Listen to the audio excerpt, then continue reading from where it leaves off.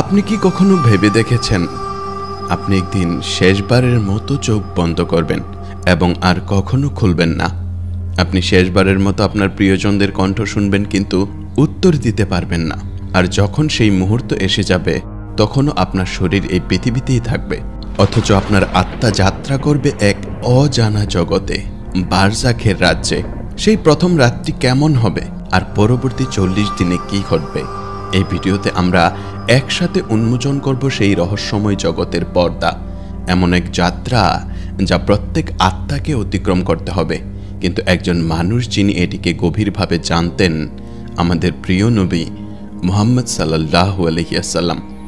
মৃত্যুর পরের প্রতিটি মুহূর্ত আমরা আধুনিক কৃত্রিম বুদ্ধিমত্তার মাধ্যমে জীবন্ত করে তুলেছি, যেন আপনি তা অনুভব করতে পারেন। আপনি দেখছেন ডিভাইন ন্যারেটিভস। আমাদের ভিডিওটি আপনার ভালো লাগলে দয়া করে চ্যানেলটি সাবস্ক্রাইব করুন এবং ভিডিওটি লাইক করুন। আপনার একটি সাবস্ক্রাইব আমাদের জন্য মোটিভেশন হিসেবে কাজ করবে। যদি আপনি প্রস্তুত থাকেন, তাহলে চলুন শুরু করি এই অনিবার্য যাত্রা। নবী সাল্লাল্লাহু আলাইহি ওয়াসাল্লাম আমাদের বলেছেন, প্রত্যেক আত্মাকেই মৃত্যুর স্বাদ গ্রহণ করতে হবে। আর এখন সেই মুহূর্ত এসে গেছে যেটি আপনি বারবার অগ্রাহ্য করেছিলেন। ভাবতেন হয়তো এত তাড়াতাড়ি আসবে না। শেষ নিঃশ্বাস, আপনার জিহ্বা নিস্তব্ধ, আপনার হার্ট শেষবারের মতো রক্ত সঞ্চালন করে, তারপর থেমে যায়।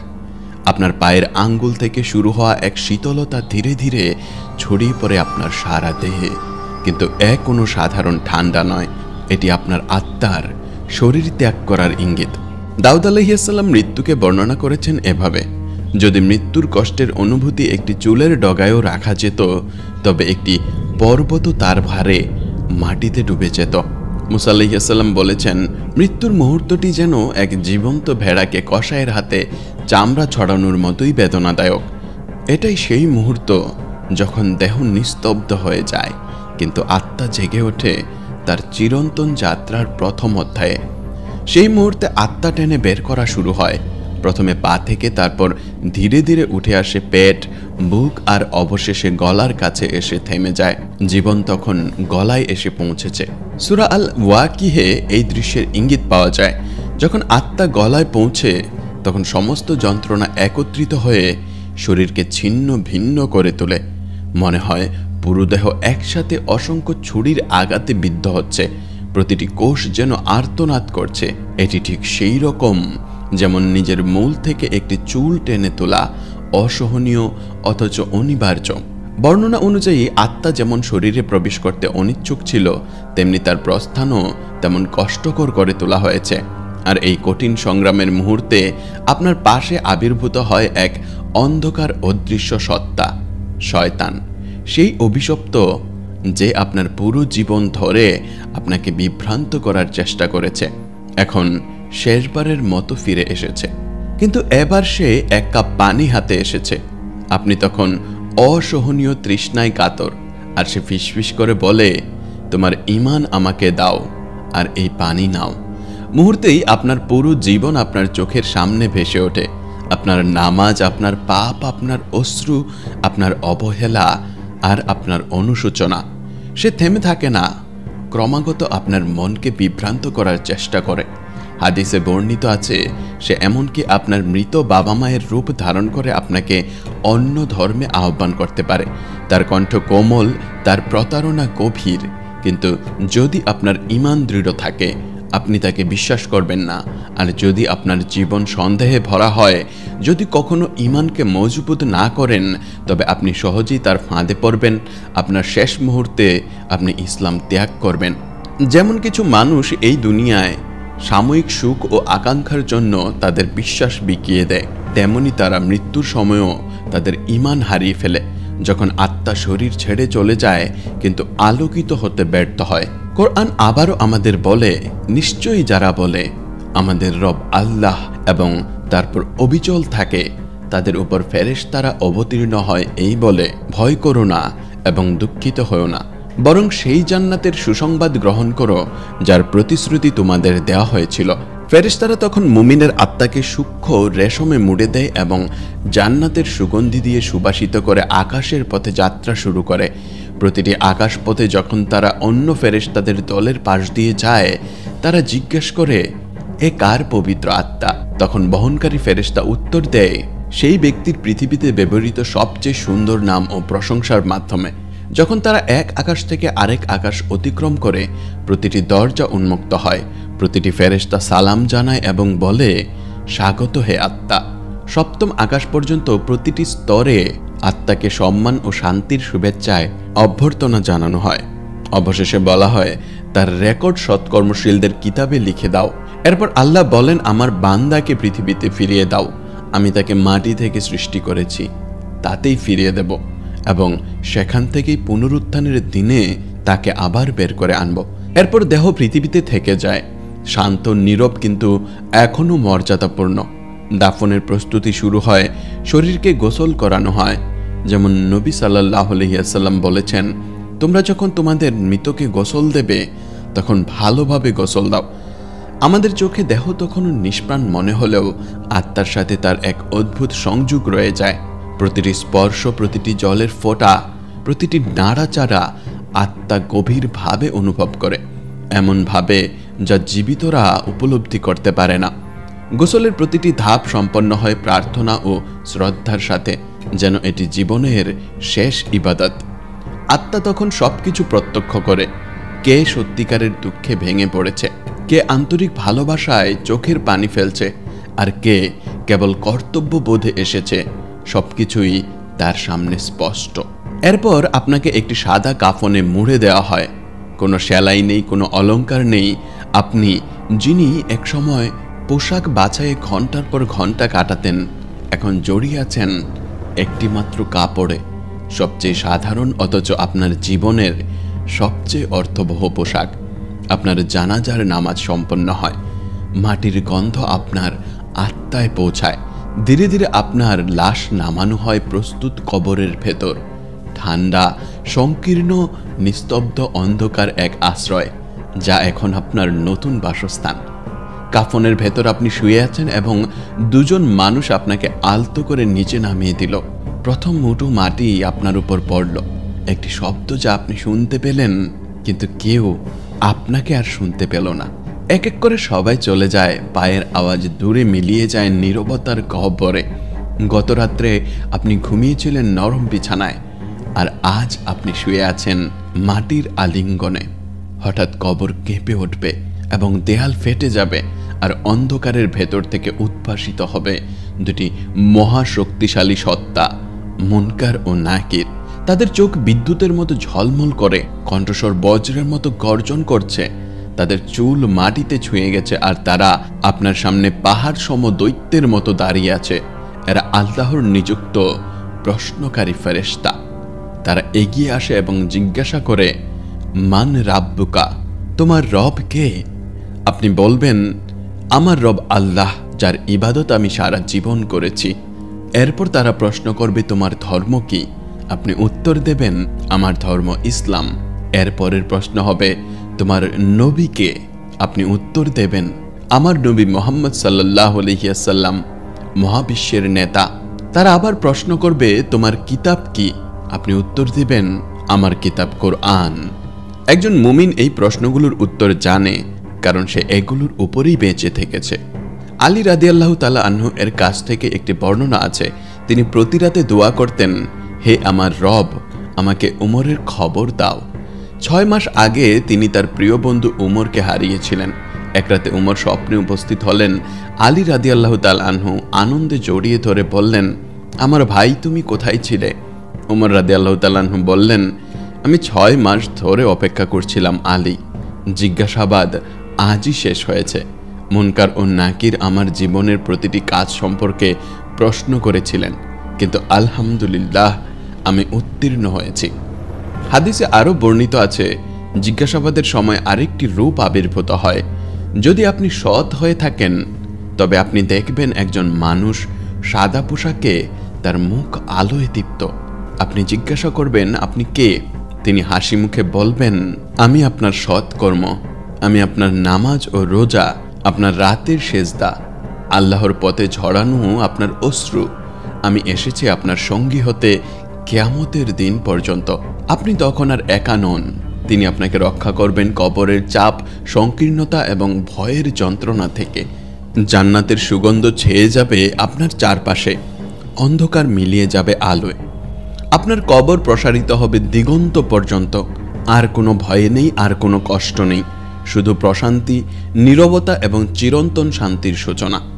যদি আপনি জিজ্ঞাসাবাদের সময় সঠিকভাবে উত্তর দেন, তবে আপনার জন্য জান্নাত থেকে একটি জানালা খুলে যাবে। আল্লাহ তাআলা নির্দেশ দেন, আপনার কবর প্রশস্ত করা হোক, আপনার জন্য জান্নাতের এক বিছানা প্রস্তুত করা হোক। আপনার পাশে এক জানালা খোলা হয়, যেখানে আপনি দেখেন জান্নাতের সেই অপরূপ দৃশ্য, শান্তির উদ্যান যেখানে মুমিনরা বাস করছে। আপনার হৃদয় প্রশান্তিতে ভরে যায়, আর আপনি কিয়ামত দিবস পর্যন্ত সেই জান্নাতের দৃশ্য দেখতে থাকেন। আপনি যখন বারজাখের বাগানগুলির মধ্যে বিশ্রাম নিচ্ছেন, তখন এক সুমধুর কণ্ঠস্বর শোনা যায়, তোমার জন্য জান্নাত রয়েছে, আমার সন্তুষ্টি তোমার জন্য। এটাই সেই পুরস্কার তাদের জন্য যারা জীবনে ঈমানের পথে সংগ্রাম করেছে, যারা আল্লাহকে স্মরণ করেছে নিঃসঙ্গ মুহূর্তে, যারা ধৈর্য ও দোয়ার মাধ্যমে আত্মাকে পরিশুদ্ধ করেছে। এটাই বারজাখের শান্তি, এক চিরন্তন প্রতীক্ষা যেখানে ভয় নেই, ক্লান্তি নেই, কেবল শান্তির প্রতিশ্রুতি। কিন্তু প্রতিটি কবর এমন নয়। যদি কেউ দুই ফেরেশতার প্রশ্নের উত্তর দিতে না পারে, তবে কবরে তারা শুধু বলবে, আমি জানি না, আমি জানি না, আমি জানি না। অবিশ্বাসী ও মুনাফেকরা এই প্রশ্নগুলোর উত্তর দিতে পারবে না। তখন ফেরেশতারা বলবে, আমরা জানতাম তুমি এমনই উত্তর দেবে। সঙ্গে সঙ্গে কবর সংকীর্ণ হয়ে আসবে, মাটি চেপে ধরবে হাড়গুলোকে, যতক্ষণ না পাঁজর একে অপরের সাথে জড়িয়ে যায়। মাটির নিচের সেই নীরব স্থান শাস্তির অন্ধকার গহ্বরে পরিণত হয়। তাদের জন্য জাহান্নামের একটি দরজা খুলে দেওয়া হয়। সেখান থেকে বের হয় আগুনের তাপ, গন্ধ ও ধোঁয়া, যা তাদের কবর পর্যন্ত পৌঁছে যায়। মাটি শক্ত হয়ে তাদের চারদিক থেকে চেপে ধরে, আর তখন কোনো দয়া থাকে না। নবী সাল্লাল্লাহু আলাইহি ওয়াসাল্লাম বলেছেন, কবর তাকে এমনভাবে পিষ্ট করবে যে তার পাঁজরগুলি একে অপরের সাথে জড়িয়ে যাবে। ফেরেশতাদের চোখ বিদ্যুতের মতো জ্বলে উঠবে, কণ্ঠস্বর বজ্রের মতো গর্জে উঠবে, দাঁত বন্য ষাঁড়ের শিংয়ের মতো ধারালো হবে। তাদের মুখে কোনো হাসি নেই, কোনো সহানুভূতি নেই, কারণ আপনি সালাতকে অবহেলা করেছিলেন, ঈমানকে হালকাভাবে নিয়েছিলেন। এখন তারা আল্লাহর আদেশে শাস্তি বাড়িয়ে দেয়। মাটি আগুনে পরিণত হয়, শিখা কবরে ছড়িয়ে পড়ে, ধোঁয়া ঘিরে ফেলে বাতাস। আত্মা চিৎকার করে ওঠে, কিন্তু আজ পালাবার কোনো পথ নেই। তারপর আবির্ভূত হয় আরেকটি সত্তা, তার মুখ বিকৃত, পোশাক মলিন, আর গন্ধ পচা মৃতদেহের চেয়েও ভয়াবহ। আতঙ্কে আত্মা জিজ্ঞাসা করে, তুমি কে? সে উত্তর দেয়, আমি তোমার কর্ম, আমি তোমার পাপ, আমি সেই সুযোগগুলো যা তুমি নষ্ট করেছ এবং যার জন্য তুমি কখনো অনুশোচনা করোনি। আমি তোমার কৃতকর্ম। সেই সত্তা তার সঙ্গী হয়ে থাকে কিয়ামত দিবস পর্যন্ত। এরপর শুরু হয় আরেক শাস্তি। ৯৯টি সাপ কবরে পাঠানো হয়, কিন্তু এগুলো দুনিয়ার সাপ নয়। প্রতিটি তৈরি হয়েছে শাস্তির জন্য। প্রতিটি কামড়ে আত্মা তার পাপের স্মৃতি অনুভব করে, আর প্রতিটি দংশন তাকে মনে করিয়ে দেয় সে কাকে অমান্য করেছিল। নবী সাল্লাল্লাহু আলাইহি ওয়াসাল্লাম বলেছেন, যদি সেই সাপগুলোর একটি দাঁতও পৃথিবীতে স্পর্শ করত, তবে কিয়ামত পর্যন্ত তার উপর কিছুই জন্মাতো না। সেই সাপগুলো কিয়ামত পর্যন্ত যন্ত্রণার দায়িত্ব পালন করবে, এবং যখন সেই মহাদিবস আসবে, তাদের শাস্তি শেষ হবে না, বরং তা কেবল শুরু হবে। এই কারণেই কবরের অধিবাসী চিৎকার করে বলবে, হে আল্লাহ, দয়া করে কিয়ামত দিবস শুরু করবেন না, কারণ তখন সে বুঝবে যা সে ভোগ করছে তা ছিল কেবল সূচনা। প্রকৃত শাস্তি এখনো বাকি। একদিন নবী সাল্লাল্লাহু আলাইহি ওয়াসাল্লাম একটি কবরের পাশ দিয়ে যাচ্ছিলেন। তিনি তার সাহাবীদের বললেন, যদি এখানে দাফনকৃত ব্যক্তি পৃথিবীতে ফিরে আসতে পারত, তবে সে তার পরিবার বা সম্পদের কাছে ফিরে যেতে চাইতো না। সে চাইতো কেবল 2 রাকাত সালাত আদায় করতে, কারণ এখন সে সত্য বুঝেছে যে মুহূর্ত আমরা এখনো অন্ধভাবে অতিক্রম করছি। সাইদ ইবনে সাবিত রাদিয়াল্লাহু তাআলা আনহু বর্ণনা করেছেন, আমরা একবার রাসূলুল্লাহ সাল্লাল্লাহু আলাইহি ওয়াসাল্লামের সঙ্গে বনু নাজ্জারের একটি বাগানে গিয়েছিলাম। তার বাহন হঠাৎ ভয় পেয়ে তাকে প্রায় ফেলে দিয়েছিল। আমরা দেখলাম সেখানে কয়েকটি কবর ছিল। নবী সাল্লাল্লাহু আলাইহি ওয়াসাল্লাম বললেন, তোমরা জানো কি এই কবরগুলো লোকদের কেন শাস্তি দিচ্ছে? আমরা বললাম, আল্লাহ ও তার রাসূলই ভালো জানেন। তিনি বললেন, যদি আমি ভয় না করতাম যে তোমরা একে অপরকে দাফন করা বন্ধ করে দেবে, তবে আমি আল্লাহর কাছে দোয়া করতাম যেন তোমরা কবরের শাস্তি শুনতে পারো, যেমন আমি শুনি। এরপর তিনি মুখ ফিরিয়ে বললেন, কবরের আযাব থেকে আল্লাহর কাছে আশ্রয় চাও। তিনি এটি 3 বার পুনরাবৃত্তি করলেন। এই জগতে তখন কোনো ভালো বন্ধু থাকে না, কোনো ভাই, কোনো মা বা সন্তানও নয়। তখন স্পষ্ট হয় এই দুনিয়া আসল জীবন ছিল না, এটি ছিল কেবল এক মরীচিকা। আসল বাস্তবতা শুরু হয় এখন। দুনিয়া ছিল কেবল এক পর্দা, আর কবর সেই পর্দার ওপাশের মঞ্চ, অনন্ত জীবনের প্রথম দরজা। এবার আসি বারজাখের রহস্যময় অধ্যায়ে। আমরা যখন কবর বলি সাধারণত মাটি ও পাথরের গর্তের কথা ভাবি, কিন্তু যেমন স্বপ্নের জগতের সাথে আপনার বিছানার কোনো সম্পর্ক নেই, তেমনি বারজাখের জগতের সাথেও মাটির সেই কবরে শুয়ে থাকা দেহের কোনো সরাসরি সম্পর্ক নেই। বারজাখ হলো একটি করিডোর, দুটি জগতের মাঝের একটি সেতু বন্ধন। এটি সেই দ্বার যার মাধ্যমে আত্মা পরবর্তী জীবনে প্রবেশ করে। আজরাইল আলাইহিস সালাম আত্মা সংগ্রহ করেন, আর সেই মুহূর্ত থেকেই আত্মা প্রবেশ করে এক প্রতীক্ষার রাজ্যে, যেখানে না আছে দিন, না রাত, না সময়ের প্রবাহ। তবু সেখানে আছে আলো, অনুভূতি আর এক অনন্ত জাগরণের অপেক্ষা। এটি রূপান্তরের এক অবস্থা, জীবনের থেকে মৃত্যুর নয়, বরং এক জীবনের থেকে আরেক জীবনে। বারজাখ এমন এক বাস্তবতা যা আমাদের বোধগম্যতার বাইরে, কিন্তু আমাদের প্রত্যেকের যাত্রা সেখানে অবধারিত। বারজাখ এমন এক জগৎ যা এই পৃথিবীর চেয়েও প্রশস্ত, উজ্জ্বল এবং শান্তিপূর্ণ। এবং হ্যাঁ, মৃতরা শুনতে পায়, তারা প্রতিটি শব্দ শুনতে পায়, এমনকি যারা তাদের কবর থেকে দূরে চলে যাচ্ছে তাদের পায়ের শব্দ। আমরা বদরের যুদ্ধ থেকে এটি জানি। যুদ্ধ শেষে নবী সাল্লাল্লাহু আলাইহি ওয়াসাল্লাম অবিশ্বাসীদের কবরগুলোর কাছে গেলেন। আবু জাহেল, উতবা, সাইবা তাদের প্রত্যেককে বললেন, তোমরা কি এখন সত্য বলে পেয়েছ যা আল্লাহ ও তার রাসূল তোমাদেরকে প্রতিশ্রুতি দিয়েছিলেন? কারণ আমি আমার রবের প্রতিশ্রুতি সত্য বলে পেয়েছি। উমর রাদিয়াল্লাহু তাআলা আনহু বিস্ময়ে জিজ্ঞাসা করলেন, হে আল্লাহর রাসূল, আপনি কিভাবে এমন দেহের সাথে কথা বলছেন যারা মৃত? নবী সাল্লাল্লাহু আলাইহি ওয়াসাল্লাম উত্তর দিলেন, আমার কথা তারা তোমাদের চেয়ে ভালো শুনতে পায়, কিন্তু তারা উত্তর দিতে পারে না। তাহলে কি মৃতরা একে অপরের সাথে যোগাযোগ করতে পারে? আব্দুল্লাহ ইবনে মুবারক রহমতুল্লাহি আলাই থেকে বর্ণিত আছে, যখন একজন মুমিন বারজাকে প্রবেশ করে তখন অন্যান্য মুমিন আত্মারা তাকে স্বাগত জানাতে আসে। তারা জিজ্ঞেস করে, কোথা থেকে এলে তুমি? কে তুমি? পৃথিবীতে কি ঘটেছিল? নতুন আগত আত্মাও জিজ্ঞেস করে, আমার বন্ধুর খবর কি? সে আমার আগে চলে গিয়েছিল, সে কি এখানে নেই? যদি তারা সেই নাম চিনতে না পারে, তারা বলে, না, আমরা তাকে দেখিনি। তখন সে বুঝে যায়, যদি সে এখানে না থাকে তবে সে সিজ্জিনে বন্দী, অন্ধকারে একা। কিন্তু যদি আত্মা একজন মুমিনের হয়, তবে তার জন্য রয়েছে মিলনের আনন্দ। সে তার পরিবার, প্রিয়জন ও বন্ধুদের সাথে দেখা করে, যারা আগে থেকেই এই জগতে এসেছে। তারা কথা বলে, স্মৃতি ভাগ করে, বারজাখের উদ্যানগুলোতে একসাথে শান্তিতে থাকে।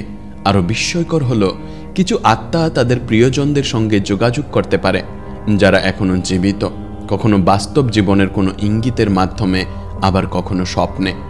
নবী সাল্লাল্লাহু আলাইহি ওয়াসাল্লাম বলেছেন, স্বপ্ন হলো নবুয়তের ৭৬ ভাগের ১ ভাগ। তাই মৃতের আগমন যদি সত্য স্বপ্নে হয়, সেটি রুইয়া সাদিকা, বারজাখের জগৎ থেকে প্রেরিত এক স্নেহময় বার্তা।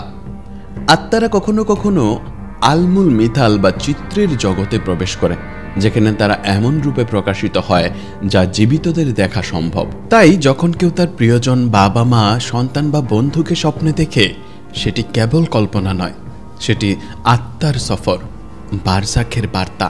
সাইদ নুরসি ব্যাখ্যা করেছেন, জান্নাতের আত্মারা সবুজ পাখির পিঠে ভ্রমণ করে, জান্নাতের বাগানগুলো ঘুরে বেড়ায়। তাই কখনো যখন আপনি কবর জিয়ারত করেন, দোয়া পাঠ করেন, আর পাশে কোনো গাছ থেকে এক পাখি গেয়ে ওঠে, কে জানে, হয়তো সেটিই আপনার মায়ের আত্মা জান্নাতের এক সবুজ পাখির রূপে আপনার উপস্থিতি টের পেয়ে সাড়া দিচ্ছে।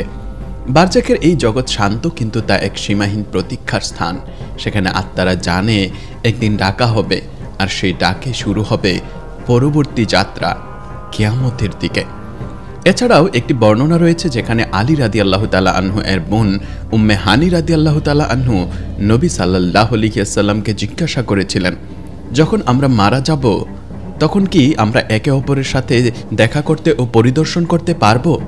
নবী সাল্লাল্লাহু আলাইহি ওয়াসাল্লাম উত্তর দিলেন, আত্মা একটি পাখি হয়ে যায় যা জান্নাতের ফল খায়, এবং যখন পুনরুত্থানের দিন আসবে তখন প্রতিটি আত্মা তার দেহে ফিরে আসবে। আরেকজন সাহাবী একবার জিজ্ঞেস করেছিলেন, হে আল্লাহর রাসূল, মৃতরা কি একে অপরকে চিনতে পারে? নবী সাল্লাল্লাহু আলাইহি ওয়াসাল্লাম উত্তর দিলেন, তারা একে অপরকে চিনবে যেমন একই গাছে বসে থাকা পাখিরা একে অপরকে চেনে। সুতরাং হ্যাঁ, আমাদের প্রিয়জনরা আমাদের চিরতরে ছেড়ে যায় না, তারা কেবল তাদের কবরে আমাদের জন্য অপেক্ষা করে। বারজাকের লোকদের জন্য সময় আমাদের দুনিয়ার তুলনায় অনেক দ্রুত প্রবাহিত হয়। আমাদের মৃত্যু বা তাদের মৃত্যু কোনোটিই শেষ নয়। আত্মার বন্ধন কখনোই ছিন্ন হয় না, কেবল একটি পর্দা, একটি মাত্রাগত বিভাজন আমাদের আলাদা করে রাখে। মৃত্যু সেই বন্ধন ভাঙে না, এটি কেবল সেই বন্ধনকে অন্য এক স্থানে স্থানান্তরিত করে। আর কখনো কখনো যাদের প্রতি আল্লাহ অনুমতি দেন তারা এই দুনিয়াতেও আবির্ভূত হতে পারে, সৎরূপে শান্ত সত্তা হিসেবে জীবিতদের মাঝে চলাফেরা করতে পারে। নবী সাল্লাল্লাহু আলাইহি ওয়াসাল্লামের বনু সালেহ গোত্রের ২০ নামে এক যুবক মারা গিয়েছিল। তার মা গভীর শোকে নবীর কাছে এসে বললেন, হে আল্লাহর রাসূল, আমাদের গোত্রের লোকেরা একে একে মারা যাচ্ছে, আমি কি তাদের মাধ্যমে আমার ছেলে বিশকে সালাম পাঠাতে পারি? নবী সাল্লাল্লাহু আলাইহি ওয়াসাল্লাম বললেন, হ্যাঁ, যার হাতে আমার প্রাণ, তারা যারা মারা যায় একে অপরকে চিনতে পারে, তারা একই শাখার উপর বসে থাকা পাখির মতোই মিলিত হয়। সেই দিন থেকে যখনই বনু সালেহ গোত্রের কেউ মৃত্যুর কাছাকাছি আসতো, তাদের আত্মীয়রা তাদের পাশে ছুটে যেত এবং বলতো, অনুগ্রহ করে আমার ছেলেকে আমার সালাম পৌঁছে দিন, বা আমার আত্মীয়কে আমার সালাম পৌঁছে দিন। যারা তাদের প্রিয়জন হারিয়েছেন তাদের জন্য এটি মনে রাখার মতো বিষয়। নিজেকে একটি রেল স্টেশনে অপেক্ষারত যাত্রীর মতো ভাবুন। যাকে আপনি ভালোবাসেন সে কেবল আপনার চেয়ে এক স্টেশন এগিয়ে আছে, সেখানে কোনো সংকেত নেই, তাই আপনি তাকে দেখতে পাচ্ছেন না, কিন্তু সে ঠিকই অপেক্ষা করছে ইনশাআল্লাহ। এবং হ্যাঁ, তার এখনও আপনার সঙ্গে এক অদৃশ্য সংযোগ রয়েছে। আপনার প্রতিটি করা ভালো কাজ, দান, সাদকা বা ধর্মের জন্য করা সেবা সবই তাদের কাছে পৌঁছায়। আর যখন সেই পুরস্কার তাদের কাছে পৌঁছে তারা আনন্দিত হয়। তারা এখনো যত্নশীল, এখনো ভাবে আমার ছেলে কেমন আছে, আমার মেয়ের কি বিয়ে হয়েছে, আমার পরিবার কেমন আছে। প্রাথমিক যুগের এক আলেম সুফিয়ানের চাচাতো ভাই এক ঘটনা বর্ণনা করেছেন। যখন আমার বাবা মারা গেলেন আমি গভীর শোকে কবর জিয়ারতে যেতাম, কিন্তু সময়ের সাথে সাথে কম যেতাম। একদিন কবরের পাশে বসে ঘুমিয়ে পড়লাম। স্বপ্নে দেখলাম কবর খুলে গেছে আর আমার বাবা তার কাফনে বসে আছেন। আমি কাঁদতে শুরু করলাম। তিনি আমাকে বললেন, আমার ছেলে, তুমি এখন আর আমাকে দেখতে আসো না কেন?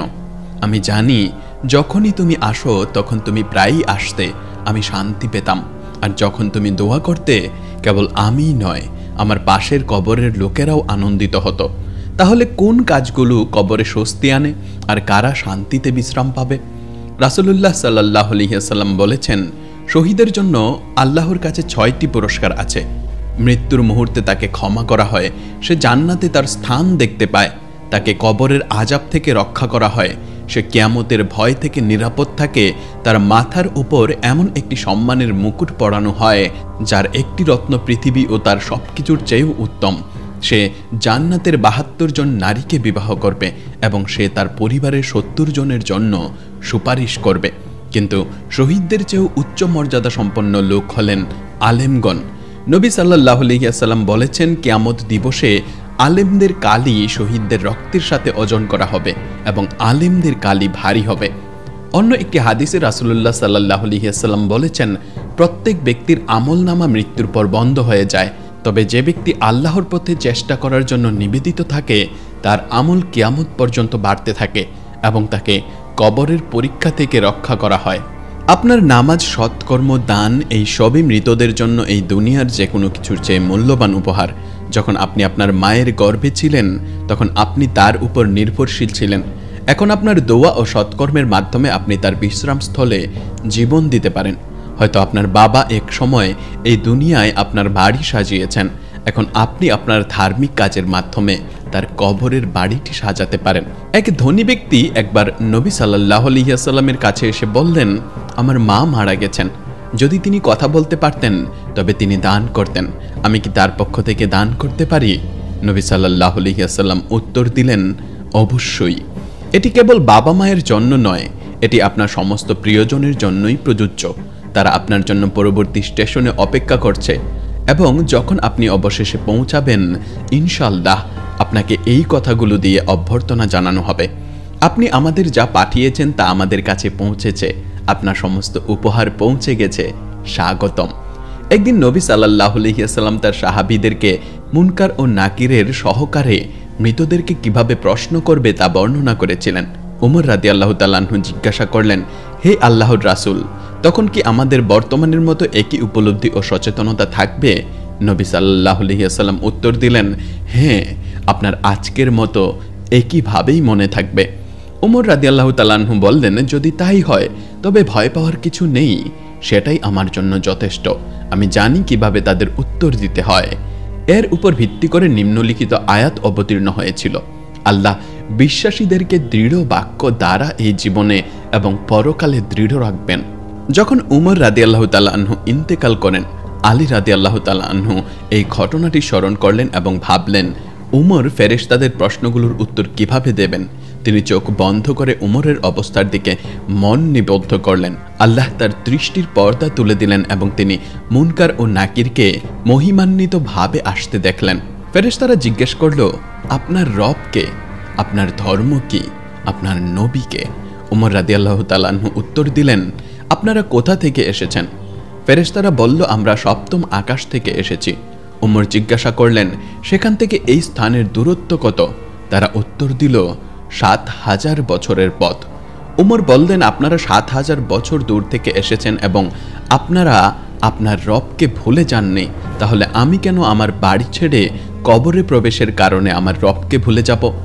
এই বর্ণনা অনুযায়ী আমাদের শেখায় যে আলেমের জ্ঞান, ধার্মিকতা এবং নৈতিকতা মৃত্যু পর্যন্ত কিভাবে স্থায়ী হয়, আর মৃতদের প্রতি দোয়া ও সৎকর্ম তাদের জন্য চিরকাল উপহার হিসেবে পৌঁছে যায়। ফেরেশতারা উত্তর দিল, আমরা জানতাম আপনি এইভাবে উত্তর দেবেন, কিন্তু আমাদের নির্দেশ দেওয়া হয়েছিল আপনাকে এমন প্রশ্ন করতে। যখন আলী রাদিয়াল্লাহু তাআলা আনহু এই দৃশ্যটি দেখলেন, তিনি চোখ খুললেন এবং বললেন, হে উমর, আল্লাহ আপনাকে বরকত দিন, আপনি সত্যিই একজন সত্যবাদী এবং সাহসী পুরুষ ছিলেন। যখন আপনার সময় আসবে, বারজাখের জগতে আপনার জন্য একটি পরিবার অপেক্ষা করবে, একটি পরিবার যার সাথে আপনার আগে কখনো দেখা হয়নি। নবী সাল্লাল্লাহু আলাইহি ওয়াসাল্লাম ও তার সাহাবীরা, তারা হবে আপনার নতুন পরিবার। কিন্তু এটি কি সত্য যে পরকালে আমাদের একটি নতুন পরিবার দেওয়া হয়? মৃতদের জন্য আমরা দোয়া করি, হে আল্লাহ, তাদের বাড়ির চেয়ে উত্তম একটি বাড়ি দিন, তাদের পরিবারের চেয়ে উত্তম একটি পরিবার দিন এবং তাদের স্ত্রীর চেয়ে উত্তম একটি স্ত্রী দিন। কিছু আলেম বলেন, এই নতুন পরিবার বলতে বারজাকের জগতে পাওয়া সৎ আত্মা এবং মুমিনদের বোঝায়, যারা সেখানে সঙ্গী এবং বন্ধু হবে। অন্যান্য আলেমগণ এটিকে ভিন্নভাবে ব্যাখ্যা করেন, আপনার পার্থিব পরিবার একই থাকে, কিন্তু পরকালে সমস্ত রাগ, বিদ্বেষ এবং খারাপ গুণাবলী দূর হয়ে যায়। সুতরাং হ্যাঁ, পারিবারিক পুনর্মিলন হবে, তবে কোনো ঝগড়া, অহংকার বা আঘাত ছাড়াই। কোনো ক্লান্তি নয়, দুনিয়ার কোনো বোঝা নয়, কেবল বিশুদ্ধ ভালোবাসা। অন্য মত অনুযায়ী জান্নাতে আপনি আপনার পরিবার এবং আপনার প্রিয় বন্ধুদের সঙ্গে থাকবেন এবং আপনার ইবাদত ও বিশ্বাস ভাগ করে নেওয়া মুমিনদের সাথেও। তারা আপনার বাড়িতে থাকবে এবং আপনি তাদের বাড়িতে থাকবেন। যে কোনো ব্যাখ্যাই সত্য হোক না কেন, বাস্তবতা হলো যাদের আপনি ভালোবাসতেন তারা মারা গেলে আপনার এবং তাদের মধ্যে বন্ধন শেষ হয় না। আপনার প্রতিটি প্রার্থনা, প্রতিটি দান এবং তাদের জন্য উৎসর্গ করা প্রতিটি ভালো কাজ তাদের কবরে আলোর রশির মতো পৌঁছায়। এটি তাদের আত্মাদের জন্য উষ্ণতা, সান্ত্বনা এবং শ্বাস হয়ে ওঠে। আপনি যখন আপনার মায়ের গর্ভে ছিলেন তখন তিনি আপনাকে জীবন দিয়েছিলেন। এখন আপনি তার বিশ্রামস্থলে জীবন দিতে পারেন। হয়তো আপনার বাবা এই দুনিয়ায় আপনার জন্য একটি বাড়ি তৈরি করেছিলেন, এখন আপনার কাজের মাধ্যমে আপনি তার কবরের বাড়িটি সুন্দর করতে পারেন। এটাই তারা আপনার কাছ থেকে চাইতো। হ্যাঁ, আত্মারাও বিশেষ জুলুম ও অন্যায়ের সাক্ষী। ইমাম আহমদকে সত্য কথা বলার জন্য চাবুক মারার সময় একজন ব্যক্তি শোকে কেঁদেছিলেন। সেই রাতে তিনি স্বপ্নে একটি কণ্ঠস্বর শুনলেন, যা বলছিল যদি আপনি দেখতে পেতেন যে আকাশেরা তার ধৈর্যের প্রশংসা করছে। লোকটি জিজ্ঞাসা করল, ফেরেশতারা কি জানে যে তাকে মারধর করা হচ্ছে? কণ্ঠস্বর উত্তর দিল, আকাশের একজন ফেরেশতাও নেই যে তা জানে না। আপনার প্রিয়জন যারা মারা গেছেন তারা আপনার খবর শুনতে পায়। এক ব্যক্তি তার বাবার মৃত্যুর পর পাপে লিপ্ত হয়েছিলেন। সেই রাতে তার বাবা স্বপ্নে তার কাছে এসে বললেন, আমার ছেলে, আমরা তোমার ভালো কাজের জন্য গর্ব করতাম, কিন্তু একদিন তুমি আমাকে লজ্জিত করেছ। অন্য মুমিনদের সামনে আমাকে আর লজ্জিত করো না। এরপর থেকে সেই ব্যক্তি প্রতি রাতে দোয়া করতেন, হে ধার্মিকদের প্রভু এবং পাপীদের প্রতি সর্বাধিক দয়ালু, আমাকে এমনভাবে আপনার কাছে ফিরিয়ে দিন যাতে আমি আর কখনো আমার আগের অবস্থায় ফিরে না যাই। নবী সাল্লাল্লাহু আলাইহি ওয়াসাল্লাম বলেছেন, আপনার কাজগুলি আপনার মৃত আত্মীয়দের দেখানো হোক। যদি তারা ভালো হয় তারা আনন্দিত হয়, আর যদি তা খারাপ হয় তারা বলে, হে আল্লাহ, তাকে হেদায়েত দান করুন, যেমন আপনি আমাদের হেদায়েত দিয়েছেন। মৃত্যুর পর প্রথম 40 দিন বিশেষভাবে গুরুত্বপূর্ণ। কল্পনা করুন, একটি আত্মা তার অন্ধকার কবরে ভয়ে শুয়ে আছে। তারপর ফেরেশতারা আসে এবং বলে, আপনার ছেলে আপনার জন্য দোয়া করছে, আপনার মেয়ে আপনার নামে দান করছে, কেউ আপনার শেখানো জ্ঞানের উপর আমল করছে। এটি যেন জ্বলন্ত মাটির উপর ঠান্ডা বৃষ্টি, ভয় কমায়, কবর আলোকিত করে এবং আত্মাকে শান্তি দেয়। এই 40 দিন কোনো সংস্কার নয়, এটি অনুস্মারক যে জীবনের বন্ধন মৃত্যুতে সম্পূর্ণভাবে বিচ্ছিন্ন হয় না। বারজাকে আত্মা স্থির হলে পরিবারের দোয়া ও স্মরণ সবচেয়ে বেশি প্রভাব ফেলে। এই কারণেই মুসলিম পরিবাররা মৃত্যুর পর 40 দিন কোরআন তেলাওয়াত, দোয়া এবং দান করে আল্লাহর রহমতের জন্যে। এছাড়াও এই 40 দিন জীবিতদের জন্য শিক্ষা বহন করে। শীঘ্রই আমরা সবাই কবরে শুয়ে থাকব। কেউ আমাদের স্মরণ করবে, আমাদের জন্য দোয়া করবে, কোরআন তেলাওয়াত করবে এবং দান দেবে। মৃত্যু এলে আমলনামা বন্ধ হয়ে যায়। নিজে আর নামাজ বা রোজা বা দান করতে পারি না, কিন্তু আল্লাহর রহমত বিশাল। তিনি মৃত্যুর পরও 3টি দরজা খোলা রেখেছেন, চলমান দান, উপকারী জ্ঞান এবং একটি সৎ সন্তান যে দোয়া করে। মৃতদের জন্য পরিত্রাণের দরজা এবং জীবিতদের জন্য দায়িত্ব, এই দুইয়ের মধ্যেই আমাদের দায়িত্ব নিহিত। কল্পনা করুন, একটি আত্মা তার কবরে শুয়ে আছে, চিন্তিত ও ভীত। হঠাৎ ফেরেশতারা আসে এবং সুসংবাদ দেয়, আপনার ছেলে আপনার জন্য দোয়া করছে, আপনার মেয়ে আপনার নামে দান করছে, কেউ আপনার শেখানো জ্ঞান অনুশীলন করেছে। সেই মুহূর্তে কবর অন্ধকার থেকে আলোতে পরিণত হয়। কিন্তু এই কার্যক্রম 40 দিনে সীমাবদ্ধ হওয়া উচিত নয়। যখনই আমরা তাদের স্মরণ করি, আমাদের উচিত দোয়া ও উপহার পাঠানো চালিয়ে যাওয়া। নবী সাল্লাল্লাহু আলাইহি ওয়াসাল্লাম বলেছেন, কবর জিয়ারত করো, কারণ তারা তোমাদের মৃত্যুর কথা স্মরণ করিয়ে দেয়। কোরআন মৃতদের জন্য সবচেয়ে বড় উপহারগুলির মধ্যে একটি। আল্লাহর বাণী কেবল শব্দ নয়, এটি আলো বহন করে এবং রহমত হিসেবে কবরের ওপরই অবতীর্ণ হয়। নবী সাল্লাল্লাহু আলাইহি ওয়াসাল্লাম আরও বলেছেন, সূরা আল মুলক পাঠককে কবরের আযাব থেকে রক্ষা করে। কল্পনা করুন, একজন ব্যক্তি যে জীবনে এই সূরাটি প্রতি রাতে তেলাওয়াত করত, কবরের অন্ধকারে তার জন্য একটি সুরক্ষা ও শান্তির ঢাল হিসেবে দাঁড়ায়। আর যদি সে জীবনে নিয়মিত না করতেও থাকুক, তার পরিবারের পক্ষ থেকে কোরআন তেলাওয়াত এর রহমতকে সরাসরি কবরে পৌঁছে দেয়। এটি অন্ধকার দূর করে, একাকিত্ব কমায় এবং আত্মাকে ঐশ্বরিক শব্দ দিয়ে ঘিরে রাখে, যা হৃদয়কে শান্ত করে। অনেক মুসলিম পরিবারের মধ্যে কেউ মারা গেলে সূরা ইয়াসিন তেলাওয়াত করা হয়। যদিও আলেমগণ কিছু বিশদ বিষয়ে ভিন্ন মত পোষণ করেন, মূল অর্থটি স্পষ্ট। কোরআন জীবিত ও মৃত উভয়কেই উপকৃত করে। মৃতদের জন্য এটি উপহার, জীবিতদের জন্য এটি অনুস্মারক। কবরে দুনিয়ার কোনো সম্পদ, মর্যাদা বা অর্জন পৌঁছাতে পারে না, কিন্তু কোরআনের শব্দ অমূল্য আশীর্বাদ হয়ে যায়। মুমিনদের জন্য এটি আগুনের উপর ঢেলে দেওয়া ঠান্ডা পানি, পাপীদের জন্য এটি অনুশোচনার মৃদু মলম। প্রতিটি তেলাওয়াত করা আয়াত কবরের অন্ধকারকে দূরে ঠেলে দেয়। সূরা আল ফাতিহা প্রতিটি মুসলমানের হৃদয়ে মুখস্থ অধ্যায়। মৃতদের জন্য তেলাওয়াত করলে এটি হেদায়েত, রহমত এবং আশার আলো হয়ে ওঠে। আল্লাহর কাছে তাদের বারজাকের যাত্রা সহজ করার জন্য প্রার্থনা করা। সূরা ইখলাসের কথা ভাবুন, সংক্ষিপ্ত হলেও আল্লাহর একত্ববাদের ঘোষণায় পরিপূর্ণ। আন্তরিকতার সাথে তেলাওয়াত করা হলে এটি মৃত আত্মার জন্য পাহাড় সমান সোয়াব নিয়ে আসে। মৃত্যুর পর প্রথম 40 দিনে যখন আত্মা তার নতুন স্থানে অভ্যস্ত হয়, তখন তাদের জন্য তেলাওয়াত করা কোরআন একটি খালি ঘরে আসবাবপত্র রাখার মতো, যা ঠান্ডায় উষ্ণতা, শূন্যতা আর শান্তি এবং একাকিত্বে সঙ্গ নিয়ে আসে। কোরআনের সৌন্দর্য হলো এটি সময়ের মধ্যে বাধা ধরা নয়। এমনকি যদি কোনো ব্যক্তি পাপে জীবন কাটিয়ে থাকে, তাহলেও তাদের পক্ষ থেকে আন্তরিকতার সাথে তেলাওয়াত করা কোরআন তাদের উপকার করে, কারণ আল্লাহ দয়ালু এবং তার রহমত তার ক্রোধের চেয়েও বড়। এই কারণেই আলেমগণ বলেন, তেলাওয়াত করা বন্ধ করো না, কবরকে নীরব হতে দিও না, যারা চলে গেছেন তাদের জন্য আলো হিসেবে কোরআন পাঠাও, কারণ প্রতিটি অক্ষরই একটি আলো, প্রতিটি আয়াতই একটি রহমত এবং প্রতিটি সূরা একটি সুরক্ষার ঢাল। যখন কোনো ব্যক্তি মন্দ কর্মশীল হিসেবে কবরে প্রবেশ করে, তখন তার সামনে একটি পর্দা তুলে নেওয়া হয় এবং তাকে বলা হয়, দেখো এই জিনিসগুলি তুমি অনুসরণ করতে, সম্পদ, মর্যাদা, খ্যাতি, তুমি আমার উদ্দেশ্যকে উপেক্ষা করেছ এবং এখন দেখো তুমি কি হারিয়েছ।